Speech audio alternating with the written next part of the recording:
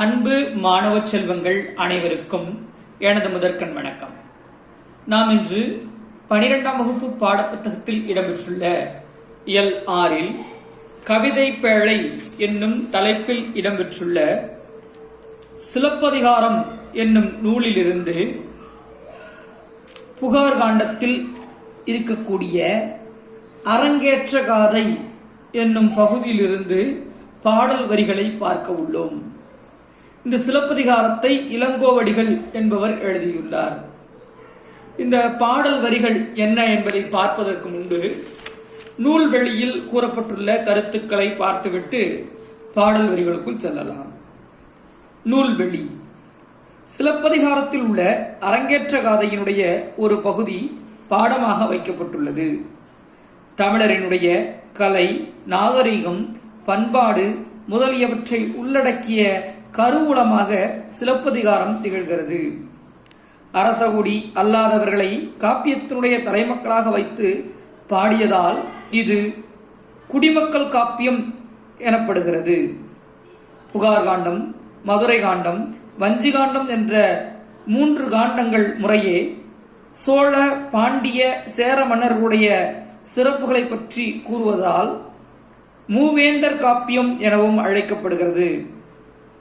முதலாக பெண்ணை முதன்மை பாத்திரமாக கொண்டு அவள் அரசனை எதிர்த்து வழக்காடியதை பாடியதால் புரட்சி காப்பியம் எனப்படுகிறது. இயல், இசை, நாடகம் ஆகிய 3 கூறுகளும் இடம்பெற்றிருப்பதால் முத்தமிழ் காப்பியம் எனப்படுகிறது.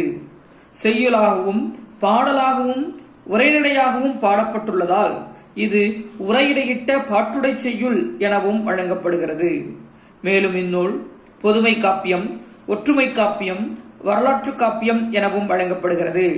சிலப்பதிகாரத்தினுடைய கதை தொடர்ச்சி மணிமேகலையில் காணப்படுவதால் இவை இரண்டும் இரட்டை காப்பியங்கள் என அழைக்கப்படுகின்றன. சிலப்பதிகாரத்தை இயற்றியவர் இளங்கோவடிகள். சேரன் தம்பி சிலம்பை இசைத்ததும் என்று பாரதி குறிப்பிடுகிறார். வரந்தரு காதையில் இளங்கோவடிகள் தன்னை பற்றிய குறிப்பை தருகையில் தான் செங்குட்டுவனுடைய தம்பி என்பதனை குறிப்பிடுகிறார்.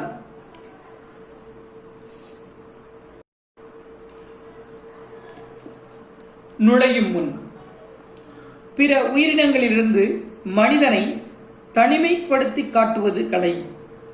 அது நுட்பமான தன்மையையும் திறனையும் உள்ளடக்கியது. கலைகளில் நடனக்கலை தமிழர்களால் போற்றப்பட்டு கற்கப்பட்டது. நடனம் கற்பவர்கள் பலர் முன்னிலையில் அரங்கேற்றம் செய்வர். இது இன்றும் காணப்படுகின்ற ஒரு வழக்கம். கலை ஒரு சமுதாயத்தினுடைய பண்பாடு, வரலாறு, அழகியல் போன்ற கூறுகளை வெளிப்படுத்துவதாக அமைகிறது. அவ்வகையில் தமிழர் வாழ்வு முழுமையும் கலைகளால் நிறைந்ததாக காணப்படுகிறது. அப்படிப்பட்ட கலைகளிலே சிறந்த தமிழகத்திலிருந்து எழுந்த முதல் காப்பியமான சிலப்பதிகாரத்திலிருந்து புகார் காண்டம் என்னும் பகுதியில் அரங்கேற்ற காதையில் உள்ள பாடல் வரிகள் இங்கே தரப்பட்டுள்ளன. அதை பற்றி நாம் இங்கே பார்க்க உள்ளோம்.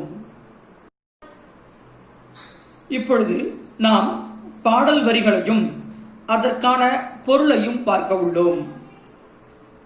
முதல் தலைப்பு மாதவியின் நாட்டிய பயிற்சி. மாதவியானவள் தன்னுடைய நாட்டிய பயிற்சியை எப்பொழுது மேற்கொண்டாள் என்பதை பற்றியும் அவள் எங்கே அரங்கேற்றம் செய்ய போகிறாள் என்பதை பற்றியும் இந்த பாடல் வரிகளிலே தரப்பட்டுள்ளது. பெருந்தோள் மடந்தை தாழ் அவள் புரிகுழல் மாதவி தன்னை ஆடலும் பாடலும் அழகும் என்று இக்கூறிய 3 ஒன்று குறைபடாமல் 7 ஆண்டு இயற்றி ஓர் ஈர் ஆண்டில் சூழ்கழல் மண்ணற்கு காட்டல் வேண்டி. இதனுடைய பொருள் என்ன அப்படின்னு பார்த்தோம்னா, மாதவியானவள் அழகிய தோள்களை உடையவள், தேனும் தாதுவும் நிறைந்த பூக்களை அணிந்த சுருண்ட கூந்தலை உடையவள், ஆடல் பாடல் அழகு என்னும் இம்மூன்றில் ஒன்று கூட குறைபடாமல் அழகு வாய்ந்தவள், 5 ஆண்டில் ஆடல் கற்பதற்காக சடங்குகளை செய்து 7 ஆண்டுகள் வரை ஆடல் கலையை பயின்றாள். அவள் தனது 12வது வயதிலே தான் பயின்ற அந்த ஆடல் கலையை அரங்கேற்ற விரும்புகிறாள். அதற்காக வீரக்கழல் அணிந்த சோழ மன்னனது அவைக்கு வருகிறாள். அவள் வரும்பொழுது அவளுடன் ஆடல் ஆசான், இசையாசான், கவிஞன், தன்னும்மை ஆசான், குழல் ஆசான், யாழ் ஆசான் ஆகியோரும் வந்தனர். இதுதான் இந்த பாடல் வரியுடைய பொருள். அடுத்த தலைப்பு நாட்டிய அரங்கின் அமைப்பு. எண்ணிய நூலோர் இயல்பினில் வளாது மன்னகம் ஒரு வழி வகுத்தனர் கொண்டு புண்ணிய நெடுவரை போகிய நெடும் களையை கண்ணிடை ஒருதான் வளர்ந்தது கொண்டு நூல்நெறி மரபின் அரங்கம் அளக்கும் கோல் அளவு 24 விரலாக எழுகோல் அகலத்து எண்கோல் நீளத்து ஒரு கோல் உயரத்து உறுப்பினது ஆகி உத்தர பலகையோடு அரங்கின் பலகை வைத்த இடைநிலம் 4 கோலாக ஏற்ற வாயில் 2 பொழிய தோற்றிய அரங்கின் தொழுதனர் ஏத்த பூதரை எழுதி மேல்நிலை வைத்து தூண்நிழல் புறம்பட மான்விளக்கு எடுத்து ஆங்கு ஒருமுக எழுநியும் பொறுமுக எழுநியும் கரந்து வரல் எழுநியும்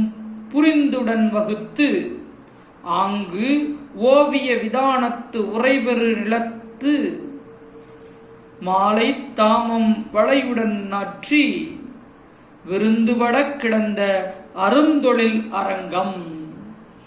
அதாவது இங்கே மாதவி ஆடக்கூடிய நாட்டிய அரங்கம் இருக்கு இல்லையா, அந்த சோழ மன்னன் முன்னாடி நாட்டியம் ஆட மாதவி தயாராகிறா. அந்த நாட்டிய அரங்கனுடைய அமைப்பை பற்றி இங்கே சொல்லியிருக்காங்க. என்ன சொல்றாங்க அப்படின்னு பார்க்கிறோம்.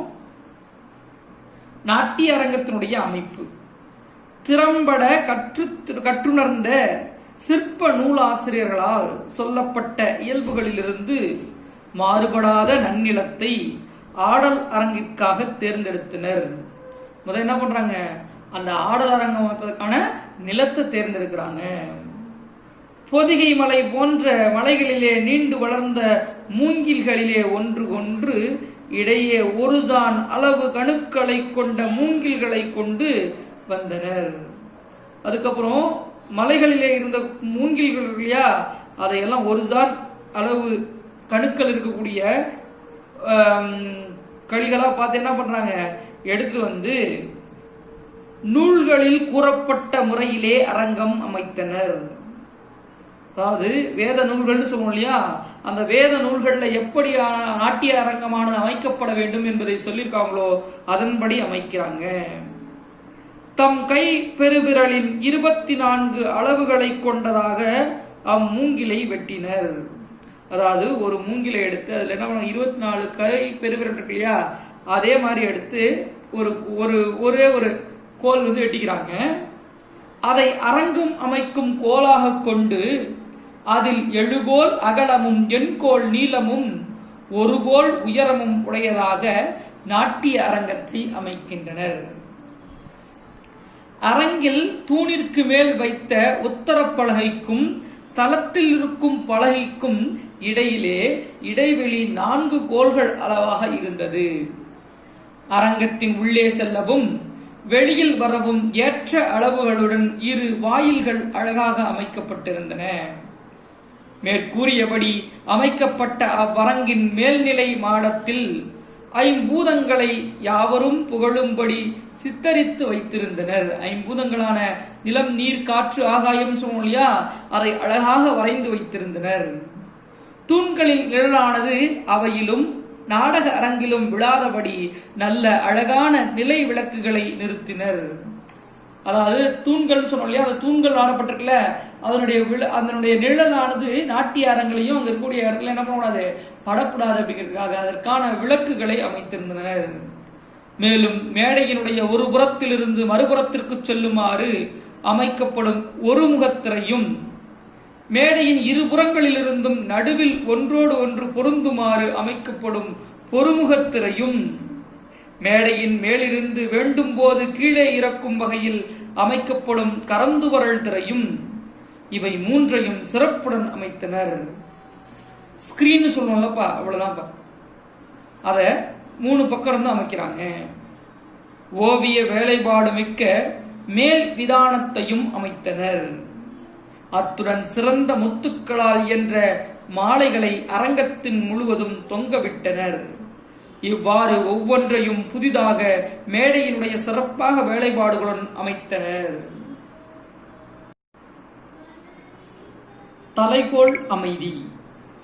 பேரிசை மன்னர் பெயர்புறத்து எடுத்த சீரியல் வெண்குடை காம்பு நுனி கொண்டு கண்ணிடை நவமணி ஒழுக்கி மன்னிய நாவள்ளம் பொலந்தகட்டு இடைநிலம் போக்கி காவல் வெண்குடை மன்னவன் கோயில் இந்திரச் சிறுவன் ஜெயந்தனாக என வந்தனை செய்து வழிபடு தலைகோல் புண்ணிய நன்னீர் பொற்குடத்து ஏந்தி மன்னிய பின்னர் மாலை அணிந்து நலம் தரும் நாளால் பொன் பூன் ஓடை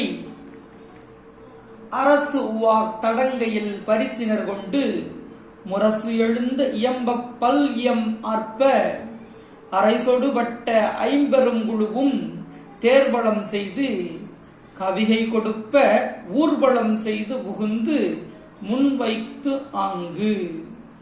இந்த பாடல்களோட பொருள் என்ன அப்படின்னா, அதாவது தலைகோல் அமைதி அப்படின்னா அந்த ஆடலில் சிறந்தவர்களுக்கு அளிக்கக்கூடிய பட்டம் தான் தலைகோல் அப்படிங்கிற பட்டம். அந்த பட்டத்தினுடைய சிறப்பு, அது எப்படி அந்த பட்டமானது அந்த தலைகோல் அப்படிங்கிற செங்கோல் மாதிரி தலைகோல் சொல்லக்கூடிய அந்த கோலானது எப்படி தயார் பண்றாங்க அப்படிங்கிறதையும் அதனுடைய சிறப்புகள் என்ன அப்படிங்கறத பத்தி இதுல சொல்லியிருக்காங்க. பொருள் படிக்கிறேன், கவனிப்பா. தலைகோல் அமைதி. அரங்கேற்றதை வெற்றிகரமாக முடிக்கும் ஆடல் மகளுக்கு தலைகோல் அளித்து சிறப்பிப்பர். தலைகோல் என்பது பெரும்புகழ் கொண்ட பகை மன்னனுடன் நிகழ்த்திய போரில் தோற்று புறங்காட்டிய அவனிடமிருந்து பறிக்கப்பட்ட அழகுமிக்க வெண்கொற்றை குடையின் காம்பில் செய்யப்பட்டது. அக்காம்பின் கணுக்கள் முழுவதும் நவமணிகளை இழைத்து அக்கணுக்களுக்கு இடைப்பட்ட பகுதியில் சாம்பு நதம் என்னும் பொன் தகட்டை வலம்புரியாகவும் இடம்புரியாகவும் சுற்றி அதனை ஒரு கோலாக மாற்றுவர். வெண்கொற்றை குடையுடன் உலாகலும் மன்னரினுடைய அரண்மனையில் அதனை வைத்து இந்திரன் மகன் ஜெயந்தன் என அக்கோளை நினைத்து மந்திர விதியாலே வழிபாடு செய்வர். அதாவது இந்திரன் மகனான ஜெயந்தனாக அந்த கோளை என்ன பண்ணுவாங்களாம், வழிபடுவாங்களாம் அரண்மனையில வச்சு. அத்தலைகோளை புண்ணிய நதிகளில் இருந்து பொற்குடங்களில் முகந்து வந்த நன்னீரால் நீராட்டுவர். பின் மாலைகளை அணிவித்து பொருத்தமான ஒரு நல்ல நாளிலே பொன்னாலான பூனினையும் முகப்படாதத்தையும் கொண்டிருக்கின்ற பட்டத்து யானையினுடைய கையில் வாழ்த்தி தருவர். முரசுகள் முழங்க பல்வேறு வாத்தியங்கள் ஒலிக்க அரசரும் அவரின் ஐம்பெரும் குழுவினரும் சூழ்ந்து வர பட்டத்து யானை தேரை வலம் வந்து அதன் மேல் உள்ள கவிஞரிடம் அத்தலைகோலை கொடுக்கும். பின் அனைவரும் ஊர்வலமாக அரங்கேற்றத்திற்கு வந்த பின் அத்தலைகோலை கவிஞன் ஆடலரங்கில் வைப்பான். இவ்வாறு மாதவியினுடைய ஆடலரங்கில் தலைகோலானது வைக்கப்பட்டது. மாதவியினுடைய நாட்டியம் மங்கள வாழ்த்து பாடலுடன் தொடங்குகிறது. இயல்பினில் வழா இருக்கை முறைமையின் குயிலுவமாக்கள் நெறிப்பட நிற்ப வழக்கால் முன் விதித்து ஏறி அரங்கத்து வளத்தூண் சேர்தல் பழக்கென பொருந்தி இந்நெறி வகையால் இடத்தூண் சேர்ந்த தொல்நெறி இயற்கை தோரிய மகளிரும் சீரியல் பொழிய நீரல நீங்க வாரம் இரண்டும் வரிசையில் பாட பாடிய வாரத்து ஈற்றில் நின்று இசைக்கும் கூடிய குயிலுவ கருவிகள் எல்லாம். அதாவது மாதவியானவள் நாட்டிய அரங்கத்திலே ஏறி மங்கள வாழ்த்து பாடலானது இசைக்கிறது. அந்த செய்தியை இதுல சொல்லியிருக்காங்க. அரசன் முதலானோர்கள் எல்லாம் தம் தம் தகுதிக்கு ஏற்ப அமைக்கப்பட்ட இருக்கைகளிலே வந்து அமர்கின்றனர். அதன் அருகே இசைக்கருவிகள் வாசிப்போர் நிற்க வேண்டிய முறைப்படி அவரவர்க்கு உரிய இடத்திலே நிற்கின்றனர். அதன் பின்பு அரங்கேற்றம் செய்ய வேண்டிய நாடக கணிகையாகிய மாதவி அரங்கத்தில் வலக்காலை முன்வைத்து ஏறி பொறுமுக எழுநிக்கு நிலையிடனான வலத்தூண் அருகே போய் நிற்க வேண்டியது மரபு என்பதால் அங்கு போய் அவள் நிற்கிறாள். அவ்வாறே ஆடலில் தேர்ச்சி பெற்ற அரங்கேற்ற தேறிய மகளிரும் தொன்று தொட்டு வரும் முறைப்படி ஒருமுக எழுநிக்கு நிலையிடனான இடப்பக்க தூணினுடைய அருகே போய் நிற்கின்றனர்.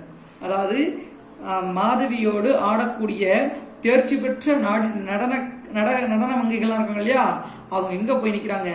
இடப்பக்கம் போய் நிற்கிறார்கள். நன்மை பெருகவும் தீமை நீங்கவும் வேண்டி ஓரொற்றுவாரம் ஈரொற்றுவாரம் என்னும் தெய்வ பாடல்களை முறையாக பாடினர். பின் அப்பாடலுடைய முடிவில் இசைப்பதற்கு உரிய இசைக்கருவிகள் அனைத்தும் கூட்டாக இசைத்தன. அதாவது முதல்ல என்ன பண்ணோம், மங்கள வாழ்த்து பாடல் பாடணும் இல்லையா, அந்த இறைவனை வாழ்த்தி பாடுறாங்க. அதனுடைய முடிவிலே இசைக்கருவிகள் எல்லாம் சேர்ந்து ஒரே குழுவாக இசைக்கின்றனர். இதுதான்ப்பா இந்த பாடலுடைய பொருள். அடுத்தது இசைக்கருவிகள் ஒலித்த முறை. அந்த நாட்டியாரங்களில் அமைக்கப்பட்ட அந்த இசைக்கருவிகள்லாம் இருக்கு இல்லையா, அவங்கெல்லாம் எப்படி வாசிச்சாங்க அப்படிங்கிறத பத்தி சொல்லக்கூடிய பாடல் இப்ப நம்ம பார்க்க போறோம். இது நம்முடைய மனப்பாட பாட்டும் கூடப்பா. சரியா? படிக்கிறேன், கவனிங்க. குழல் வழி நின்றது யாழே, யாழ்வழி தன்னும்மை நின்றது தகவே, தன்னும்மை பின்வழி நின்றது முழவே, முழவோடு கூடி நின்று இசைத்தது ஆமந்திரிகை. அதாவது குழலின் வழியே யாழிசை நின்றது. யாழிசைக்கு ஏற்ப தன்னுமைகளாகிய மத்தளங்கள் ஒலித்தன. தன்னுமையோடு இசைத்த முழவு கருவிகள் ஒலித்தன. முழவுடன் இடக்கை வாத்தியம் கூடி நின்று ஒலித்தது. இவ்வாறு அனைத்து கருவிகளும் இணைந்து இசைத்தன. ஒரே மாதிரியான இசையை எழுப்பி இசைக்கப்பட்டது அப்படின்னு இதுல சொல்லிருக்காங்க. அடுத்தது மாதவி மன்னனிடம் பரிசு பெறுதல். பொன்னியல் பூங்கொடி புரிந்துடன் வகுத்தன, நாட்டிய நல்நூல் நன்கு கடைபிடித்து காட்டினல் ஆதலின், காவல் வேந்தன் இளைப்பூங்கோதை இயல்பினில் வளாமையை கலைகோள் எய்தி தலையரங்கு ஏறி விதிமுறை கொள்கையின் 1000 எண் களஞ்சு ஒரு முறையாக பெற்றனள். அதாவது மாதவியானவள் தன்னுடைய நாட்டியத்தில் சிறிதும் தவறு செய்யாமல் அழகாக ஆடுகிறாள். அதற்கான மன்னன் பரிசு பொருட்களை வழங்குகிறான். இதுதான் இந்த பாடலுடைய பொருள். என்ன சொல்லியிருக்காங்க அப்படின்னு பார்ப்போம். பொன்னால் செய்யப்பட்ட ஒரு பூங்கொடி வந்து நடனமாடியதை போல மாதவி அரங்கத்தில் தோன்றி நாட்டிய நூலில் சொல்லப்பட்டுள்ள முறைமை தவறாது பாவம் அபிநயம் ஆகியவற்றை சரியாக கடைபிடித்து அனைவரும் கண்டுகளிக்கும்படி அழகுற ஆடினார். மாதவி கூத்துக்கு உரிய இயல்பினிலிருந்து சற்றும் வழுவாது ஆடினார். அந்த ஆடலை கண்டு அகமகிழ்ந்த மன்னனிடமிருந்து தலைகோல் என்னும் பட்டமும் பெற்றார். அரங்கேற்றம் செய்யும் நாடக கணிகையர்களுக்கு பரிசு இவ்வளவு என நூல் விதித்த முறைப்படி 1008 களஞ்சு பொன் மாலையை மன்னனிடமிருந்து பரிசாக பெற்றாள். அழகா, எவ்வளவு அழகா இளங்கோவடிகள் என்ன பண்ணிருக்காரு, சிலப்பதிகாரத்தை அப்படியே தத்ரூபமா நமக்கு காட்டுறாரு அப்படிங்கிறது ஒவ்வொரு வரியா படிக்கும் போது நமக்கு புரியுதுப்பா. சரியா? இப்போ நம்ம பார்த்ததெல்லாம் உங்களுக்கு புரிஞ்சிருக்கும்னு நினைக்கிறேன். நன்றி, வணக்கம்.